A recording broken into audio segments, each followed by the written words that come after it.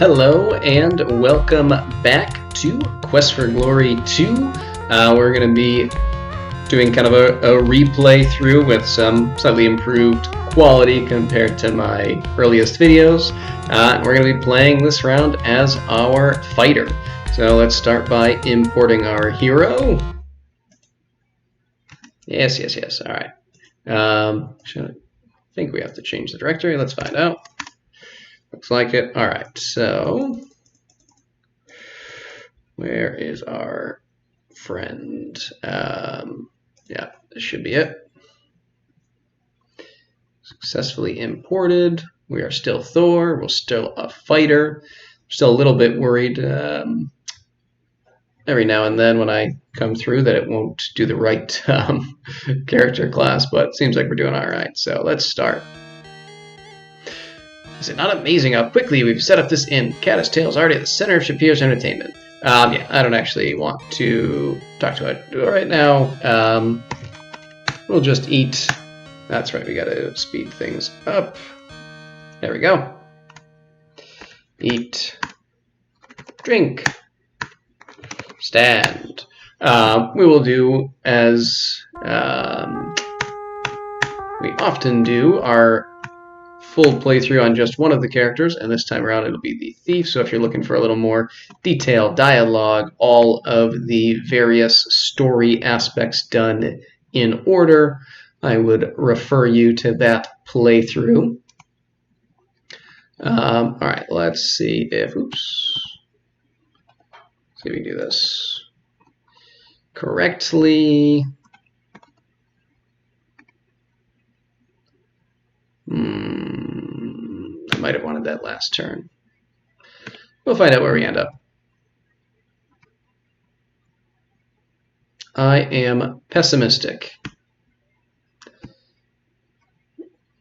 More optimistic now. We're looking for the money changer. Beautiful. Stranger. Hello, I would like to exchange money. All of it. Here you are. I love this intimate exchanges. Let's take a look. What do we have in our inventory? We got our broadsword, we got our shield, chainmail, and that's it. Okay. All right. Let us depart. Actually, I always find it a little more difficult to get away from here than to get here. But we always ultimately find our way free. And of course, I could just pull up the map, but I'm too lazy. Today just isn't a mapped sort of day, you know? I think that might have been the turn I wanted. We'll try to keep it in mind. Thought I was wrong last time too, and I was wrong about being wrong, so might have to slow things down to walk through these doors properly. Well, that didn't go as planned.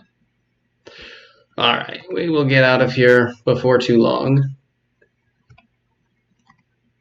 So yes, we have exchanged our money, which is for all but the first Quest for Glory game, the first thing you always need to be doing so that you can engage in commerce with the locals. This is bringing me back to the money changer. We'll give it one more shot, and then we're going to just take out our map. And after this, we're just going to kind of do a rapid fire through a lot of the early stuff, some of which, you know, theoretically we don't even know that we need. All right, good. This is a good place to be. Brass, yes. You know what? We want a lamp for later, so we will haggle lamp. It's far below the price. A mere 10 dinar, sure. We'll also, baskets I don't need. You can always just, you know, come up and ask about wares so you can hear what someone has. Baskets, reeds, cost 1 dinar, but we have no use for that. Similarly, we have no use for these plants. Keep on.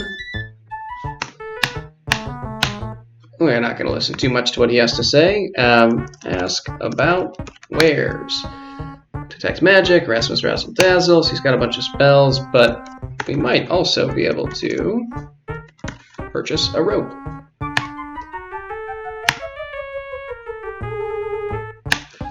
which the fighter doesn't necessarily need the rope, I don't think. I'm pretty sure we can get around it, but it does make things a little bit easier.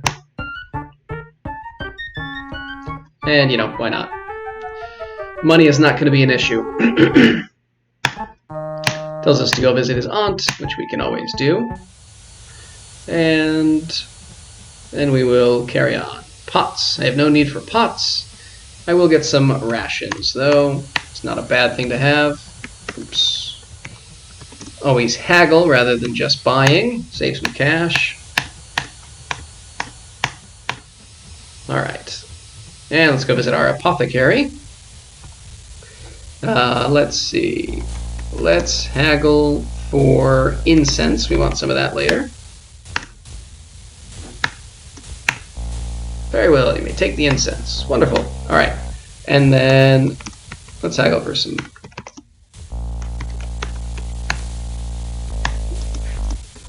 bills. Poison cure, and then we'll also get health and stamina.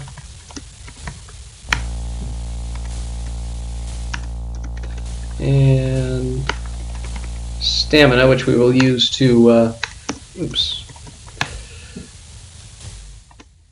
make it a lot easier for us to train more rapidly. Alright, let's head south here. So we can go back to the main area where the cattail inn is. Caddis tail, rather.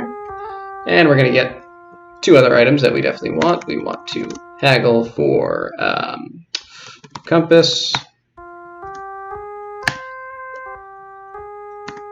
And more importantly, we want to haggle map.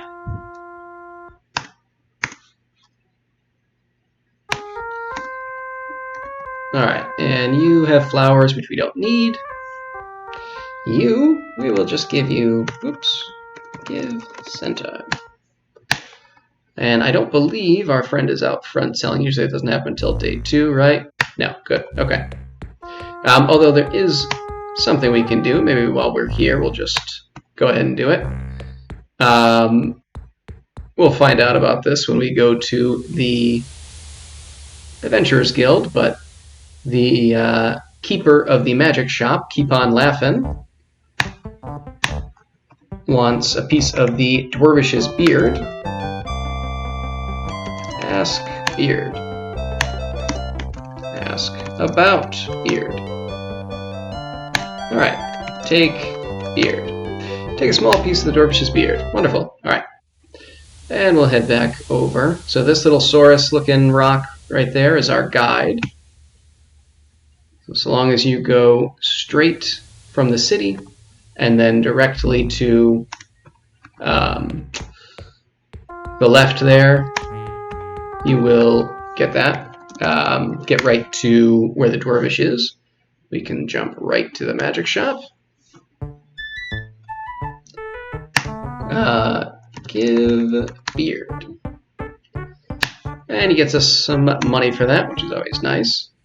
We can always pop over to the Palace Plaza, although I don't believe there's anything we need over here. No. So we have jewelry and carpets, neither of which we need. We can take a look at the palace. Hello, palace. But that is all. I'll quickly walk over here, and we'll say hi to the astrologer, who doesn't really matter, but is kind of a fun, goofy guy. Come in, come in. Oh, you're not Hassan. Yeah, so he's going to ask us our name. We will tell him that we are Thor. Alright, signs. We can ask him about our future.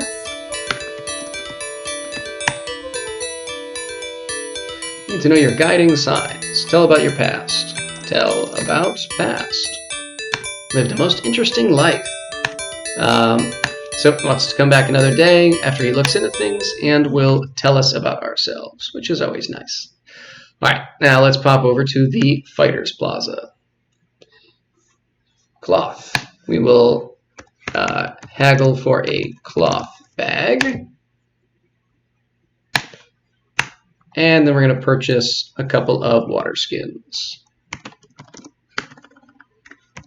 Honestly, a lot of times I like to just have like 4 of them so that it never becomes an issue.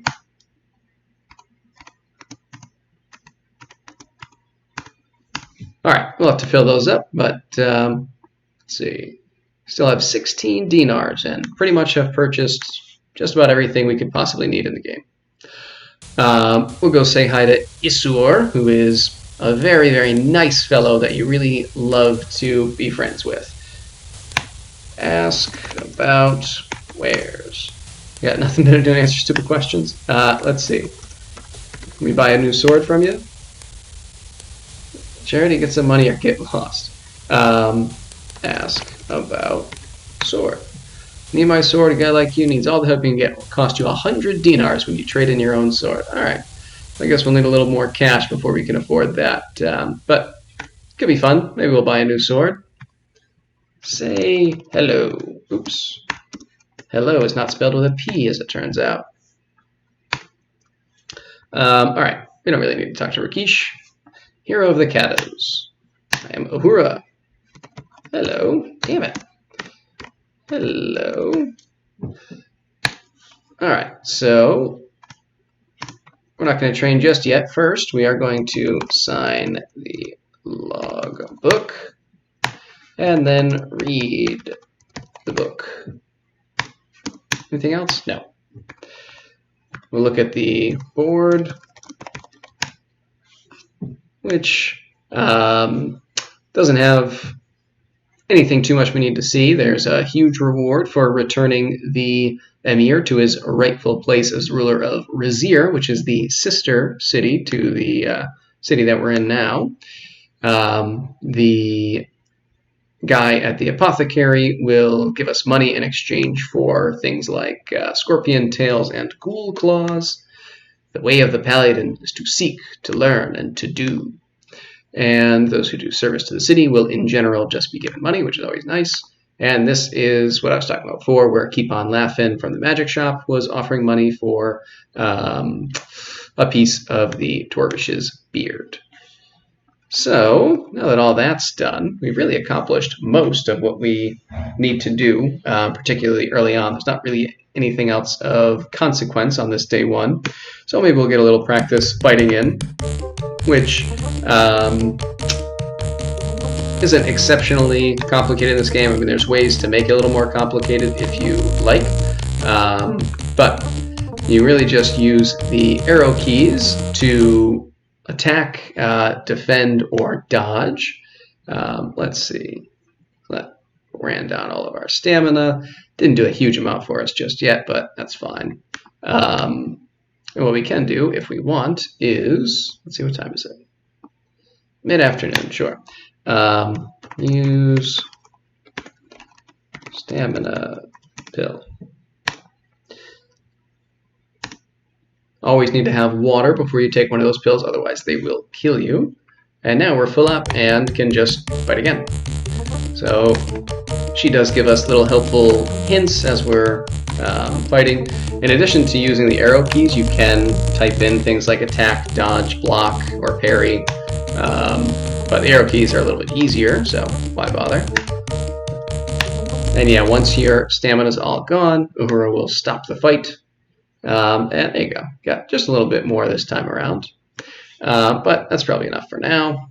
Why don't we read our map, go back to the inn, and instead of using another pill, we will just rest for an hour. And what time of day is it now? Mid-afternoon still? Well, tell you what, why don't we do one more? Sometimes when we travel, it still takes time, so it may be night by the time we actually get there, but let's fill our water skin and head back to the guild hall. And we'll get one more round of training in. Block my spear, get out of the way. If you scorpion's tail, you'll be dead. Dodge, don't take damage, get out of the way. Well, we'll start dodge training later. I'm getting much better, but you're still not defending enough. That's because I'm not defending at all, but... Alright, yeah, so, things slowly trend upwards, but there is plenty of time for training in this game. Possibly even too much. Although, really, I mean, you don't want it to be too tight, right? You want to have the ability to learn the game and not work on an assumption that you already know everything going in. Let's sit. We will order our meal. I guess we don't have to order. Eat. Drink. Stand. Now we could go to bed for the evening, which is a reasonable option. But I think I would rather sleep just for an hour, get our stamina back, and go out into the desert just for a little bit. And we'll just do a quick fight or two, which hopefully won't take too long. Sometime particularly early on in the game, I find that the enemies come a little more rarely, and you have to wait quite a good while for them to finally pop up, which is a little annoying, because you end up just wandering like this for a while. Whereas, there were times in the first game where it took a little bit for the monsters to pop up, but it didn't generally take nearly as long as it often seems in this one, which frankly makes sense. I mean, this is a wide open desert. I suppose there shouldn't be too many enemies all the time, because how would they survive? But still, I would prefer not to have to wait quite so long as we often do. But luckily there's not a lot else of consequence to do at this point, so your character will naturally eat and drink on his own, and I always do this near the dwarvish, so if we have to heal up or anything like that, we always have water, and we have easy ability to navigate our way home, which can be very difficult. If you lose your way in the desert, there is almost nothing to guide you back. So it can be very, very difficult if you lose track of where you're. Oh, hey, look at that. It's apparently nighttime. It was a very rapid transition.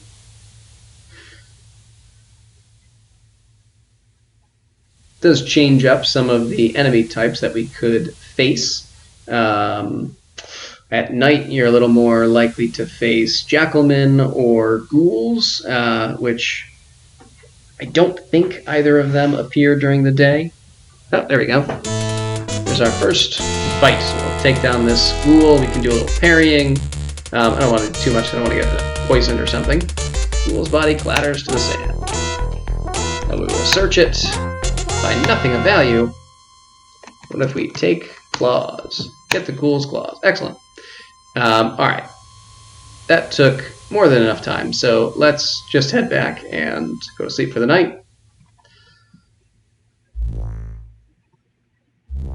May thee be granted a happy evening. That's very nice, thank you. Alright, we will go to bed. Have a meal, and make one final purchase. Yes, that's right. She is dancing tonight, which we are welcome to watch. It's a very unique addition to the game. But yeah, one more big purchase that we want to make. And you can haggle this guy down quite a bit. I won't be doing too much because I don't care very much, but you certainly don't want to pay full price. But this guy's going to sell us a Saurus. Ask about...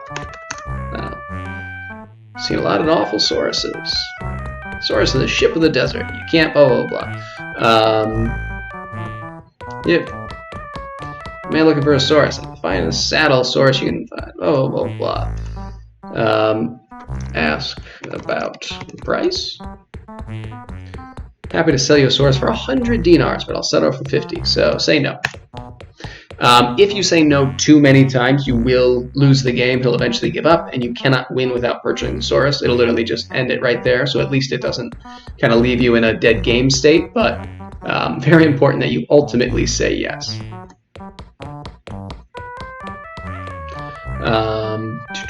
Still play Pinochle. Can't even pronounce it. Blah, blah, blah, blah, blah. Ask about... No.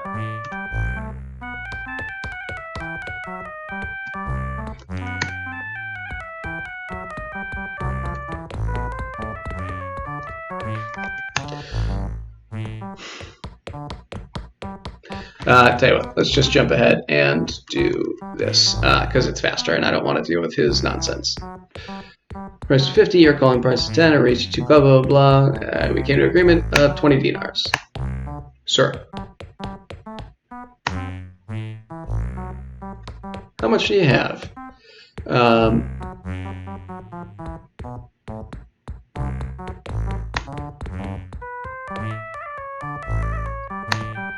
Just so you're still a person I am, I'll throw in a free saddle. Yeah. So basically,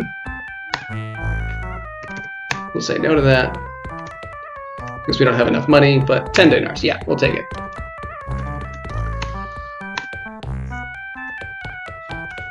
There we go. Alright, we have purchased a Saurus. And that, I think, will do for now. We will end things right here. I'll probably do a little training throughout the day off screen because there's nothing that really happens today. Then we'll come back tonight when it's time for the dance to go down and proceed from there. But till then, see ya.